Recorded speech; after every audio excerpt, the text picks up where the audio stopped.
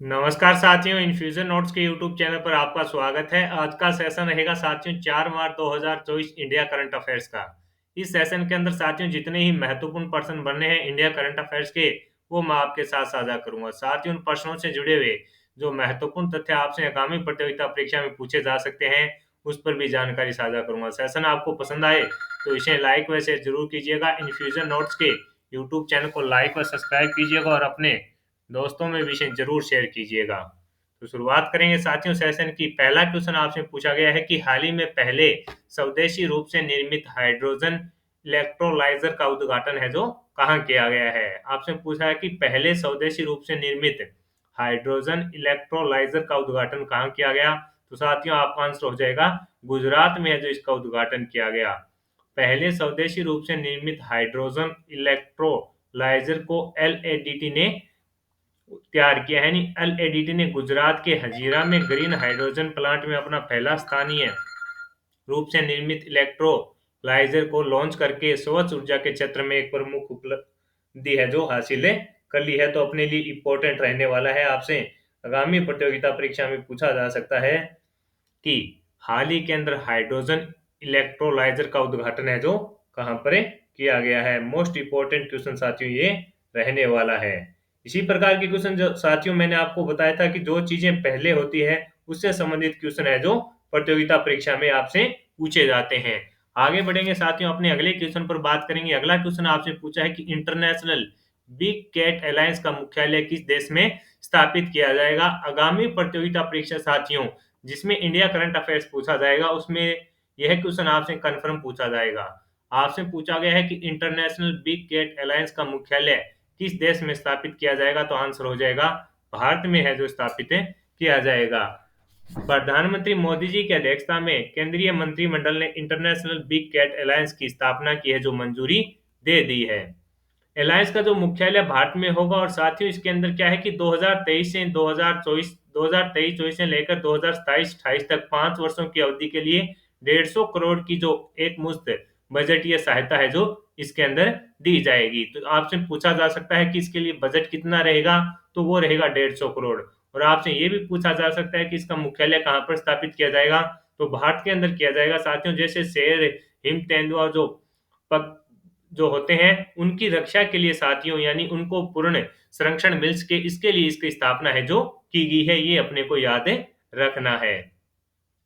अगले क्वेश्चन पर बात करें। अगला क्वेश्चन आपसे पूछा है कि किस देश के द्वारा alliance for global good gender equity and equality शुरू किया गया है। कि किस देश के द्वारा alliance for global good gender equity and equality equality शुरू किया गया है। तो भारत के अंदर साथियों इसकी शुरुआत की गई है। इसका उद्देश्य है वो इंपॉर्टेंट रहने वाला है। नहीं, इसका उद्देश्य क्या है। तो इसका उद्देश्य साथियों है जो महिला के स्वास्थ्य, शिक्षा और उद्यमिता के लिए जो निवेश है उसको बढ़ाना इसका प्रमुख उद्देश्य रहेगा।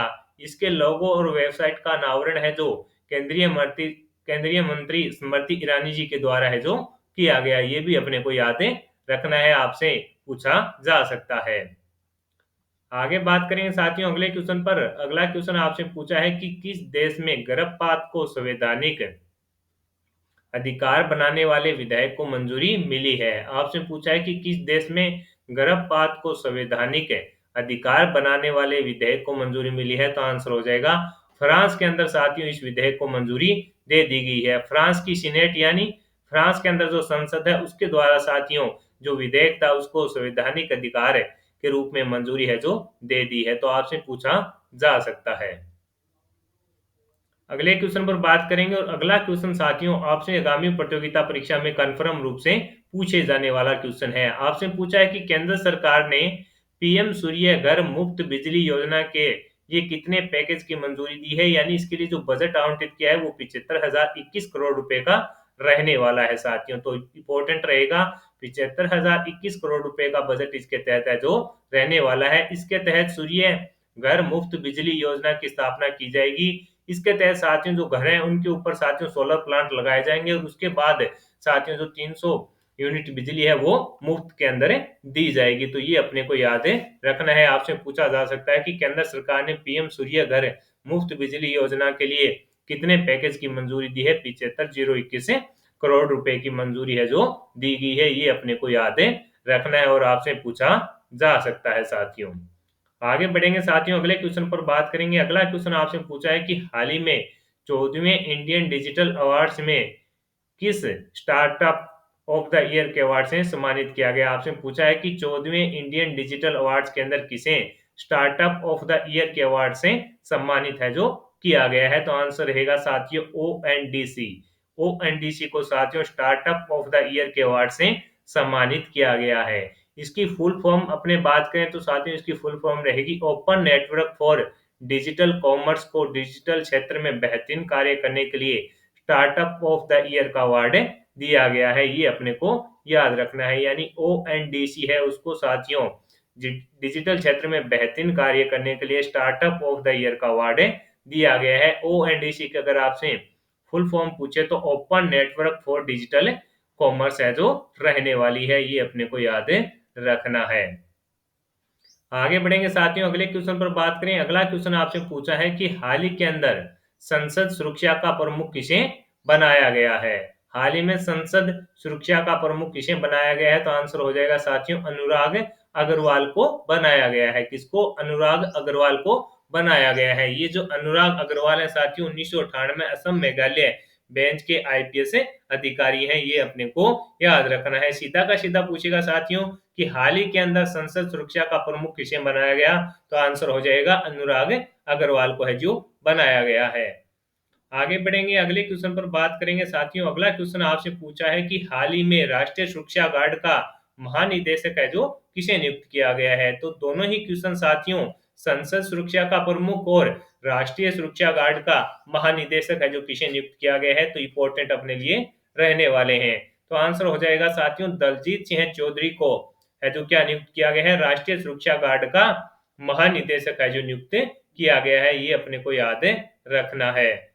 आगे बढ़ेंगे, अगले क्वेश्चन पर बात करें कि हाल ही में वन मिसाइल वन टैंक के तहत पूर्वी कमान त्रिशक्ति कोर ने फील्ड फायरिंग अभ्यास कहाँ आयोजित किया है। आपसे पूछा है कि हाल ही में वन मिसाइल वन टैंक के तहत पूर्वी कमान त्रिशक्ति कोर ने फील्ड फायरिंग अभ्यास है जो कहाँ पर है आयोजित किया है। तो आंसर हो जाएगा साथियों पश्चिम बंगाल के अंदर है जो साथियों जो पूर्वी कमान की त्रिशक्ति कोर है उसके द्वारा फील्ड फायरिंग अभ्यास का आयोजन किया गया है। तो अपने लिए साथियों इंपॉर्टेंट रहने वाला है। और पश्चिम बंगाल में आपसे पूछे कहां पर, तो आंसर हो जाएगा तीस्ता फील्ड फायरिंग रेंज के अंदर इसका आयोजन है जो किया गया था। और इसकी थीम थी वन मिसाइल वन टैंक, यानी एक मिसाइल से एक टैंक को उड़ाना, यानी उसको ध्वस्त करना जो इसकी थीम थी। आगे बढ़ेंगे साथियों, अगले क्वेश्चन पर बात करेंगे। अगला क्वेश्चन आपसे पूछा है कि हाल ही में भारत की पर्यावरण स्थिति रिपोर्ट है जो 2024 किसने यानी कहां पर जारी की गई। तो आंसर हो जाएगा राजस्थान के अंदर साथियों इसको रिपोर्ट को जारी किया गया है। इसको जारी करने वाला कौन होता है, तो centre for science and environment के द्वारा जारी किया जाता है। किसके द्वारा? Centre for science and environment के द्वारा इसको जारी किया जाता है, ये अपने को याद रखना है। आपसे पूछे कि भारत की जो पर्यावरण स्थिति रिपोर्ट कहां पर जारी की गई है, तो आंसर हो जाएगा राजस्थान के अंदर। और इसको जारी करता कौन है, तो centre for science and environment के द्वारा साथियों इसको जारी किया जाता है, ये भी अपने को याद रखना है, आपसे पूछा जा सकता है। अगला क्वेश्चन आपसे पूछा गया है कि भारत और किस देश के बीच महत्वपूर्ण द्विपक्षीय समुद्र लक्षण अभ्यास आयोजित हुआ है। आपसे पूछा है भारत और किस देश के बीच महत्वपूर्ण द्विपक्षीय समुद्र लक्षण अभ्यास आयोजित हुआ है। तो आंसर हो जाएगा मलेशिया और भारत के बीच साथियों इस अभ्यास का आयोजन किया गया है। समुद्री अभ्यास समुद्र लक्ष्मण साथियों ये समुद्र लक्ष्मण अभ्यास हो गया। समुद्र लक्ष्मण 28 फरवरी से 2 मार्च 2024 तक विशाखापट्टनम में आयोजित हुआ था। समुद्र लक्ष्मण अभ्यास है साथियों, इसका आयोजन कब किया गया, 28 फरवरी से 2 मार्च 2024 तक विशाखापट्टनम में आयोजित किया गया। इसके अंदर भारतीय सेना का जहाज किल्टन और रॉयल मलेशिया जहाज केटी लिखकर इस अभ्यास के तीसरे संस्करण में भाग ले रहे हैं। अभ्यास जिसमें समुद्र में परिचालन प्रक्रिया से संबंधित चरण के संबंधित चरण के बाद पेशेवर स्तर पर विचार विमर्श होगा। यानी इस अभ्यास का आयोजन साथियों विशाखापट्टनम में किया गया 28 फरवरी से 2 मार्च 2024 तक। इसके अंदर भारतीय सेना का जहाज कौन सा किल्टन था जिसने है जो भाग लिया था। यहाँ पर आपको क्या करना है, लक्ष्मण कर लेना है साथियों। आगे बढ़ेंगे साथियों, अगला क्वेश्चन आपसे पूछा है कि हाल ही में पहली बार अंटार्कटिका की भूमि भूमि पर की मुख्य भूमि पर किसने दस्तक दी है। यानी पहली बार अंटार्कटिका की मुख्य भूमि पर किसने दस्तक दी है, तो आंसर हो जाएगा साथियों बर्ड फ्लू के द्वारा है जो हाल ही के अंदर साथियों अंटार्कटिका की जो मुख्य भूमि है पर दस्तक दी गई है। अब अपने साथियों जो कल करंट अफेयर्स पढ़ा था उसका रिवीजन करते हैं। देश का प्रथम सेमीकंडक्टर फैब किस राज्य में स्थापित किया जाएगा, तो आंसर हो जाएगा गुजरात के अंदर। कल हमने दूसरा क्वेश्चन पढ़ा था कि हाल ही में किस राज्य में समुद्री स्लग की नई प्रजाति मिली है, तो आंसर हो जाएगा ओडिशा के अंदर। तीसरा क्वेश्चन हमने पढ़ा था सीदरी फर्टिलाइजर प्लांट का उद्घाटन है जो किस राज्य में किया गया, तो आंसर हो जाएगा झारखंड के अंदर। वर्ल्ड एथलेटिक्स चैंपियनशिप 2027 का आयोजन किस देश में किया जाएगा, तो आंसर हो जाएगा चीन। भारत ने पाकिस्तान की ओर जाने वाले किस नदी के पानी को रोक दिया, तो आंसर हो जाएगा रावी नदी के पानी को रोक दिया। डीआरडीओ ने स्वदेशी रूप से विकसित वशोराज पोर्टेबल हवाई रक्षा प्रणाली का सफल परीक्षण कहाँ किया, तो चांदीपुर के ओडिशा के अंदर किया गया। 1 मार्च से श्रीलंका में अंतर्राष्ट्रीय गीता महोत्सव का कौन सा संस्करण आयोजित किया जा रहा है, तो 5वां संस्करण आयोजित किया जा रहा है।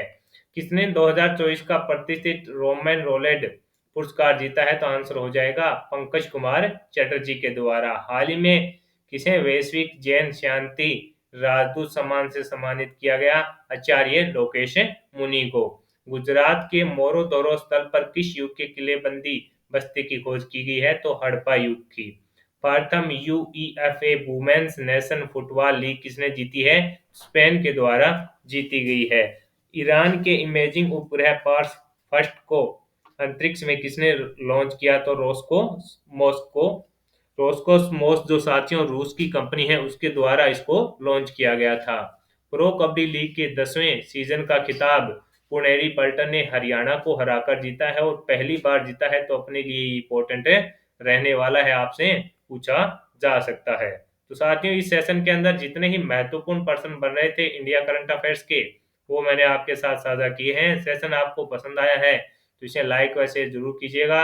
इन्फ्यूजन नोट्स के यूट्यूब चैनल को लाइक व सब्सक्राइब कीजिएगा और अपने दोस्तों में इसे जरूर शेयर कीजिएगा। बने रहिएगा इन्फ्यूजन नोट्स के साथ। धन्यवाद साथियों।